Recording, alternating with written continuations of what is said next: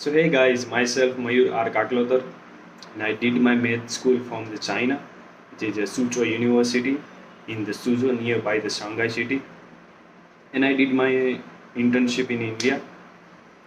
So so today the topic we're gonna talk about is musculoskeletal system pathology.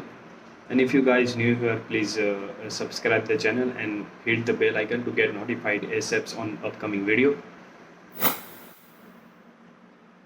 So how to deal with lower back pain presentation and how to diagnose it from the various pathology which cause these symptoms. So first of all, we ask the patient the pain is relieved on rest, then it is osteoarthritis, on exercise, then it is AS, and on posture changing, then it is a spinal stenosis. And also we ask the history of the recent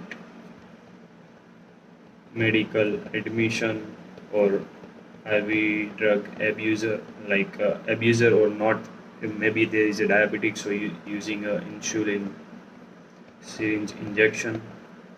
So we go for vertebral osteomyelitis via hematogenous root spread.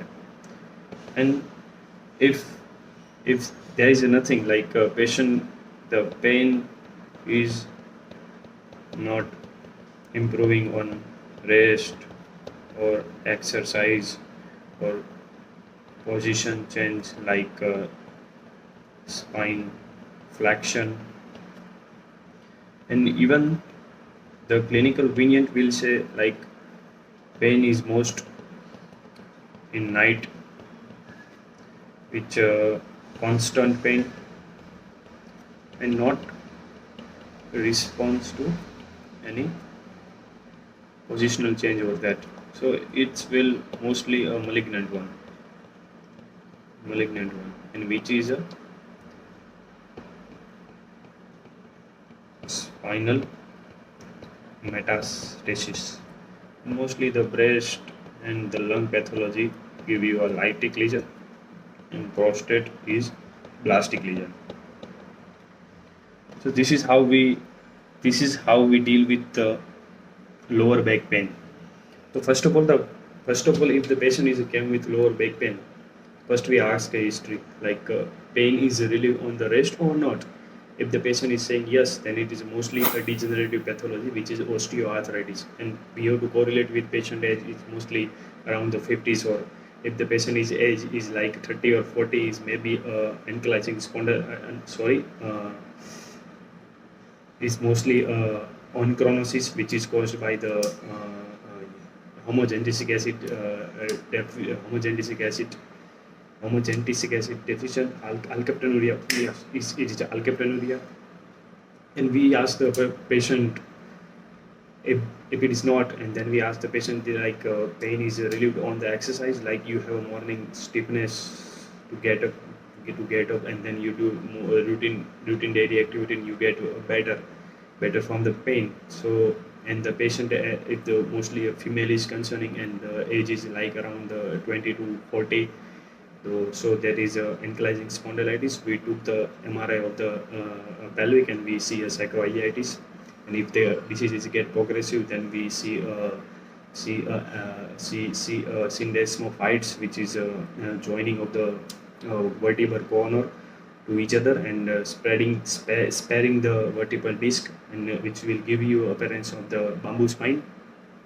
And if both are not that, like pain is not decreasing or relieved on rest or exercise, then we do a physical examination and perform a one test, which is a straight leg rising test.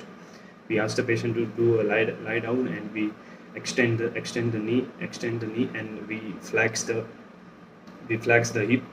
And if the patient is hit the pain, like patient is saying, "Oh my God, I have a pain," oh, please say stop, I have a pain, like patient is concerning the pain, it is which mostly like a radiculopathy, which compress the intervertebral disc prolapse or sciatica, which is compress the nerves, which cause the pain, and also plus we find a sensory deficit is there. And if the patient, and then other history we ask for the current medication you are using, like a patient is a diabetic, then it using IV drug abuser or a IV drug abuser, insulin syringe, that the infection is spreading via the hematogenous route to vertebral column. So it is vertebral osteomyelitis. And if there is and one also thing, like we ask the history in the patient is upper extremity pain, upper extremity pain and paresthesia, and the pain and paresthesia, and below it also. And the patient is just saying when he is upright position or walking, he have a pain, but when using the bicycle or lying forward, that his pain is decreased. So it's most probably a spinal stenosis, and the mostly spinal stenosis get hampered at the C7 level, because the cervical spine, the spinal canal is narrow and the spinal cord is get thick, and the most oblique the cervical bulges occur at the C7 8, or that cervical plexus is coming out. So there is a most risk of the getting hampered the cervical spine at C7 level. Okay, and you ask your pain is relieved on the rest, you rule out the degenerative pathology. The exercise, you rule out the you by doing the physical examination and performing the test, sterilizing test, you rule out the radiculopathy. And you ask for the current medication abnormal user, IV drug abuser, you rule out the vertebral osteomyelitis.